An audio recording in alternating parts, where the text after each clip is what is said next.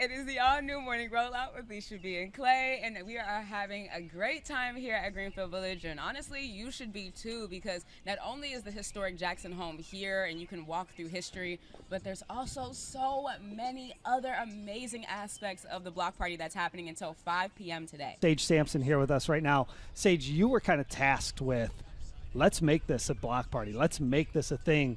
When you first heard about this, where did your head go? What were your initial thoughts? How did you want this to look?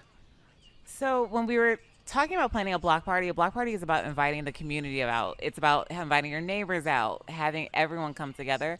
And so it's one thing to invite guests to come to Greenfield Village and see what we have, but it's another thing to invite the whole community to come in. So we wanted to have participation from all around Metro Detroit. We have our Black-owned business market bringing people in. We have community organizations coming in. We have living historians coming in. We're partnering with other institutions all around so that we can really show what we can do, but also give other people the platform to show what they can do outside of us. And how incredible is it to go from the planning process to now reality, seeing all of the things that you and the team have worked so hard to create? Like, now you're literally witnessing it. How does it feel to now be here on the final day of the block party weekend? It's amazing to see the community support, people coming out, not just to see the Jackson home, but to be part of what we're trying to do here at Greenfield Village and being able to see themselves here. We want to be able to be that place where everyone can see themselves represented at Greenfield Village. They think about the Henry Ford Museum, they think about Americana. Where do they fit in? And we're telling them, you fit in here. I love that. So we've spent a lot of time so far today just walking through the black business market, something that you worked hard to put together. We talked to Marcel earlier today as well. When you think about who you want to participate, what do you look for when you're thinking about businesses to be part of the black business market? I look for businesses that align well with what we already do here at Henry Ford Museum. We have a living history farm. We have a dye program where people can learn how to dye their own fabrics and dye their own yarns.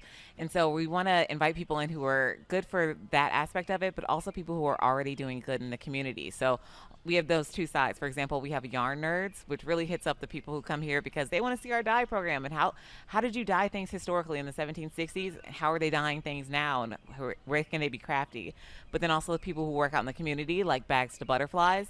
They work with women who have been recently released from prison to get them into the job force and help them on their way as they transition back into regular life. I love how intentional you and your team have created this event, especially the living history aspect. Can you tell us a little bit about what you guys have done with that specifically? We're known for our living history programs here at the Henry Ford Museum or here at Greenfield Village. And for events like this, we get all of our houses active as much as we can, including homes like the Maddox home, which tells the story of a black family living in 1927 Georgia. With our emancipation party, we've done our cakewalk over there. So if you've seen some people dancing about, those are our cakewalkers. We also partner with outside groups that come in, like the 102nd USCT Company C, to do some living history and tell us all about the history of black soldiers during the Civil War. Now, there are events planned all day long and right up until 5 o'clock. One of the bigger events, one of the things that we've talked a lot about with everybody is Juwana Jackson is actually going to speak.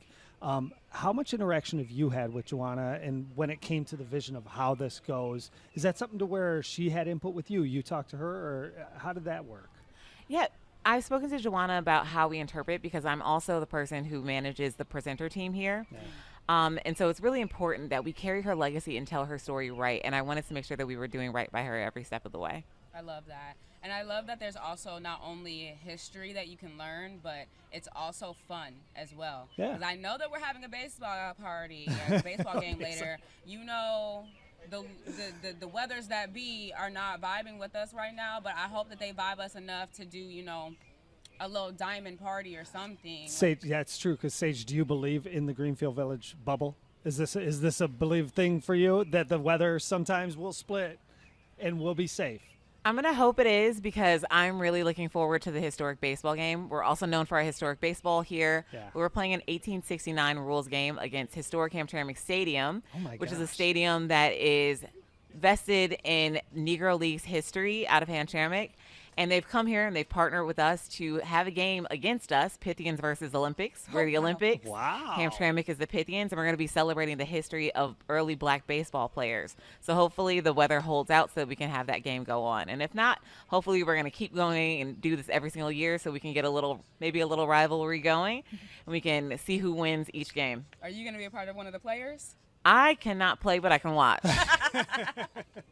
And that's all you have to do is come on out and watch and just soak it all in. The atmosphere out of Greenfield Village this whole weekend has just been, I don't want to say it's been electric. It's been a lot of excitement, but it's just been a lot of learning, a lot of things, stories that maybe people haven't heard before. Has there been anything that you've learned through this process that you were like, oh my gosh, I can't believe I didn't know this?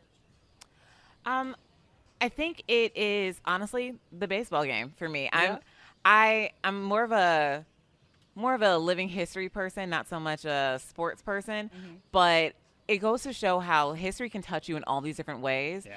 Because even though I'm not really sports minded, learning more about the Pythians team, about how they were founded in the 1860s to uplift African Americans during this pivotal time right after the Civil War, and the legacy of voting rights that goes along with the Pythians, about how their founders were voting rights organizers for African Americans in Philadelphia in the 1860s and 1870s. Oh, wow.